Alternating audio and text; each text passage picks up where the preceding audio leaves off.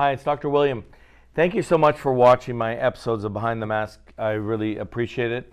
And I've got a lot of comments and a lot of questions on my last BTM about lipo burns. And so I was going through the comments, and I think it's probably easier just to make a separate video. So I'm going to go through and just answer some of the questions. It's much easier for me to talk than it is for me to type.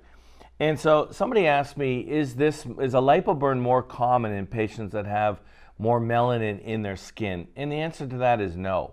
It doesn't really matter if what your pigment is of your skin. That's in the very upper level. That really doesn't affect what we're talking about. What we're talking about with a lipo burn is ischemia, and ischemia is caused by a lack of blood supply, and the blood supply, regardless of what the pigment of your skin is the same.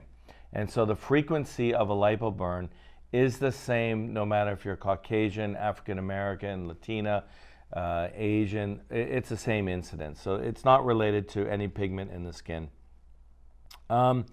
Somebody asked me about higher risks. Who's at higher risk? Well, there are patients that are higher risk of developing ischemia, and that is somebody who smokes is going to be higher risk because we know that the nicotine will cause vasoconstriction, so that's a clamping down of the blood vessels. If your hemoglobin is lower, remember, hemoglobin is what is carrying the oxygen throughout your body to your skin. And so if your hemoglobin starts off being lower, you're a higher risk of getting ischemia. For those patients that have had previous liposuction, is higher risk, because remember, when you've had liposuction, you've already gone through that process where the cannula has disrupted that blood supply. And so when we go back in, there's a higher risk that we'll have a lipo burn because that blood supply has already been interrupted. Same thing applies to if you've had a tummy tuck. So with the tummy tuck, that's the whole reason why I like to wait at least 6 months after having a tummy tuck before performing liposuction in that area, just to limit ischemia. So give the body a chance for that blood supply to come in and get strong again after having the tummy tuck. Somebody asked me, if the faja too tight can contribute, and I think it can for sure. We've seen that. I've seen patients that have come in and their skin looks great on the first day of surgery, even the second day of surgery. There's no evidence, there's no sign that there's any ischemia. There's no evidence or anything showing that there could be a lipo burn. And then lo and behold, 4 or 5 days later, patients will come in with a lipo burn. And that's really not a lipo burn, that's actually a faja burn.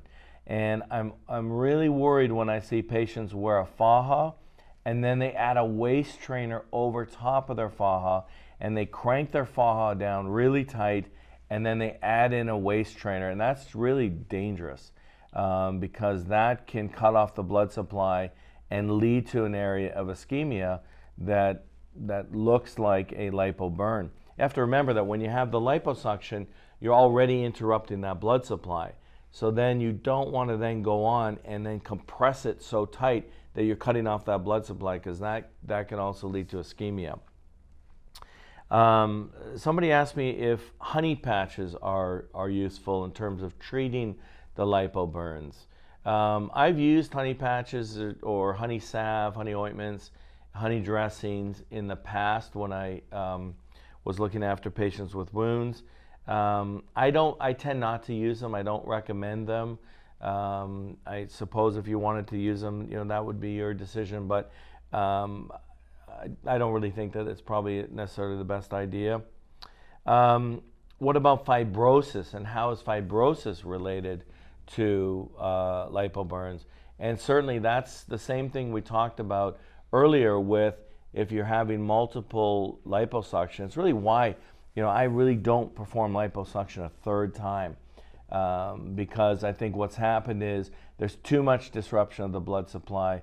There's going to be scarring. Now, it doesn't have to be fibrosis. Fibrosis is really separate than normal scarring. Normal scarring occurs after liposuction in everyone. It happens to a certain more in some patients, less in some patients. For those patients that have really really strong scar response, they're the ones that will get fibrosis, which are those kind of hard knots inside. But in those patients, I think that they are at higher risk of developing ischemia with repeat liposuction, which is why liposuction is not really the treatment for fibrosis.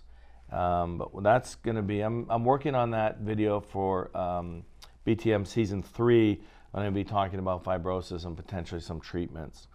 So that's it. That's kind of a follow-up. I really appreciate your comments. It's how I get ideas to make other videos.